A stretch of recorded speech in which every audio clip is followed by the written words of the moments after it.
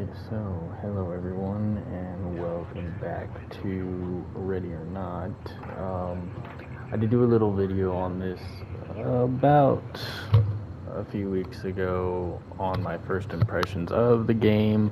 I will apologize in advance. My microphone was all screwed up. I'm using the same microphone, so if this one is just as screwy, please bear with it. I'm trying my best to not make it do that, but I don't really know if it will or not. Um, but for this one, I just kind of wanted to make a video saying like some of my tips and tricks in this game. Um, Now I do just want to state beforehand while I'm saying this, these tips and tricks that I am saying are completely 100% my own. They're my opinion on what I've gotten to work best, and they're just ones that I deal with. So these may not be what other people see as the best things to do and all that, but this is what I deal with.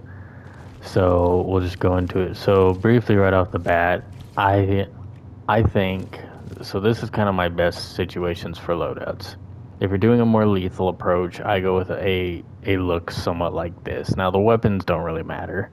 It's kind of dependent on what you really want for the stuff here. I recommend doing suppressors, especially if you get a weapon that can do the Tundra suppressor because it just really is stable as a suppressor. And then just get a grip on that with any grip. And then I always use an IR laser. Now I'll get into why I always use an IR laser here in a second, but I want to address the rest of this loadout. The pistol, I never really get to the point I'm using the pistol in standard difficulty, so that doesn't really matter in my eyes. But I honestly feel if you want to get the S rank, or not S rank, because S ranks are for doing everything non-lethally. Which, yes, just load up your team and you with non-lethals. Pretty much the same loadout here, just non-lethal pepper ball weapons or beanbag shotgun for this, and go mostly take off grenades, go mostly flashbangs and gases. And I recommend if you're going to go heavy with gases, wear the gas mask because it will prevent your character feeling irritation for that. Um, but getting kind of more into this, I make every single one of my units in the single player. Apparently, it didn't switch for these guys, and I don't know why, but I need to fix that. It's fixed on the other save. Good to know. But pretty much, I recommend you do heavy armor. Now, the armor does display the speed in this game. Display was not the word I meant to say, but it's basically that. There is no running in this game. For everyone out there that still is trying to figure out how to sprint in this game, there isn't a sprint. Whoever came up with that thing of you put the gun up and you move a little faster, maybe that's true. I don't know. I don't see a difference. But when your guy is ready to shoot and stuff, I mean, he's got one speed.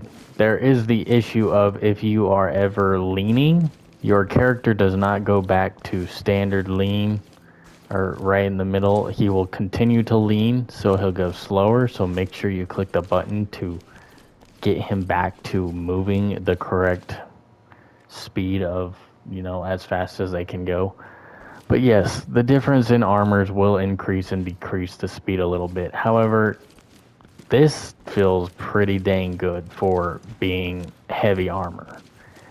And I do recommend that you make the heavy armor ceramic and full coverage. Now, the reason I say that is if you do full coverage, this is going to make every bit of the padding fully cover your body to where you basically can tank some shots. If you put this on just front, then the moment you turn around, You're not going to have that protection, and something could easily 2 or 3 shot you, immediately killing you. So I recommend full coverage. Now, the reason I say that I think you'll want the heavy armor for this is I have not seen mid armor or anything else have full coverage to it. And Kevlar is good enough against, I mean, you can see it over there, it's good enough against small calibers, but rifles and shotguns, not so much. Steel's better, but it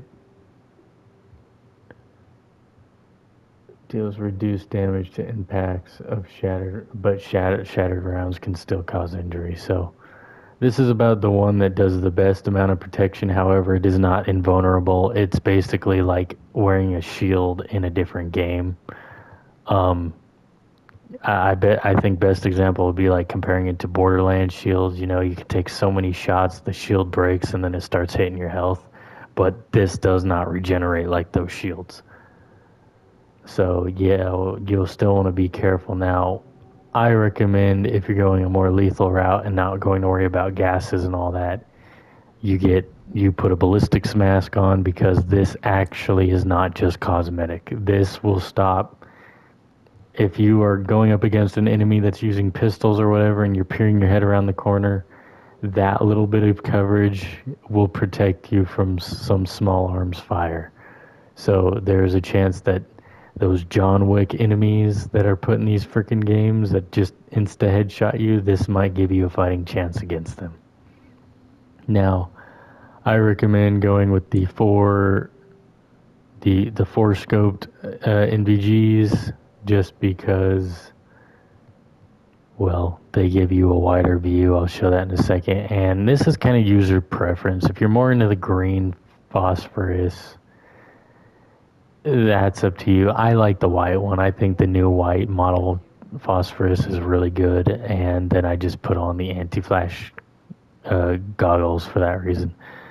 But yeah, like I said, if you're doing a more non-lethal approach, you might want to switch this out for the gas mask, just so you can handle the gas and get in there before it clears up off of them.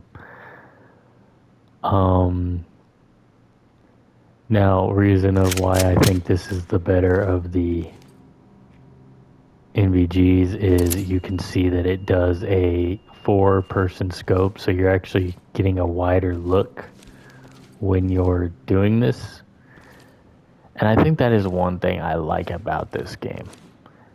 A lot of the cosmetic items actually have game value, if that makes sense.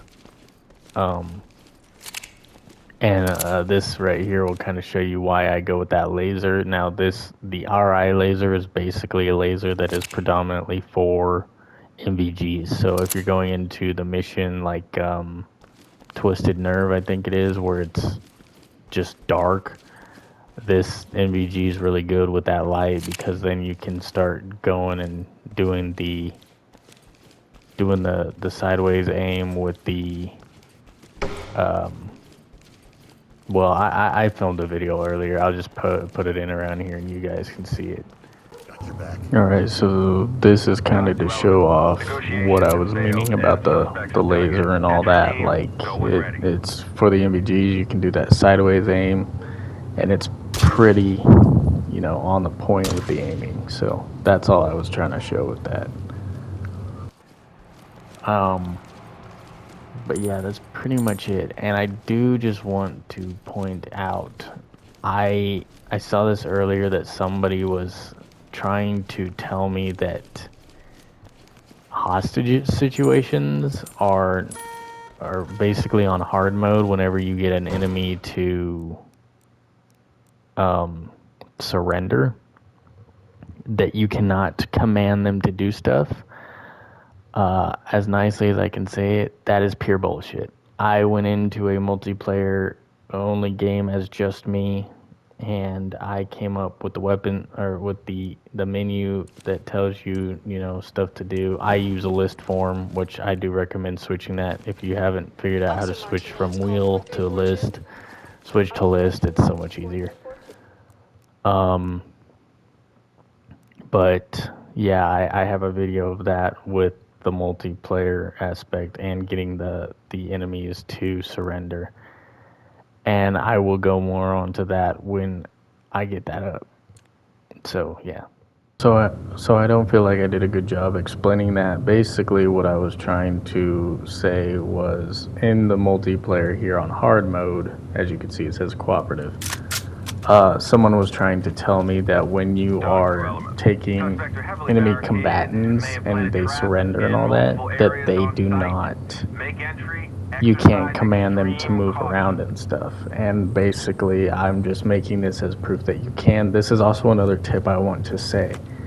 If you are ever going into a situation here and you have not cleared the room out yet, instead of sending your AI units or walking up and potentially risking yourself being shot at because you haven't cleared that yet, do this one method and it makes it so much easier. So like you go in here, you'll see here in a couple minutes I get a couple guys to surrender, and you just bring up the list or the command thing to get them to stop doing what they're doing. And then when you're aiming at them, kind of like how it works with telling your allies stuff in command mode, when you're aiming at the enemy, you can command them on what you want them to do. So from afar, you can tell them to turn around, you can tell them to move to your position. Basically, what this does is, because as you can see, you know, I don't know who else is there, and that guy showed up out of nowhere. I don't know if he's got another buddy hiding around the corner. I'm telling him to come over here to me because I'm unsafe to go in there yet. I don't know what's in there. So this makes it easier where I can tell him to show up to me, you know, quickly make them turn around so they don't try pulling knives out or anything. It's a much easier way of doing it. So that was all I was trying to bring up. Alright, so that was pretty much all I had to like show to help people out. Hopefully these help some people try to get an idea of what to do, and it makes it slightly easier. And it helps you guys to not lose any of your allies while trying to do the Iron Man mode or something like that, because that's mainly what the armor and all that was for. It's helped me out a lot with that mode. That being said, that's all I have to say. If you guys ever want to watch me play this live or stuff, I am always live on Twitch at Fidro Gaming. And I've also got the main channel, Fidro VODs, which that is just my streams reposted up in video form. If you guys want to see those, please go enjoy them. I have a much better microphone for that through my PC. I record everything on this channel through my PlayStation. So yeah, I hope you guys go over there. It's much better content. And I will see you all in whenever I decide to make another video. Probably gonna be some trophy compilation at this rate. Bye.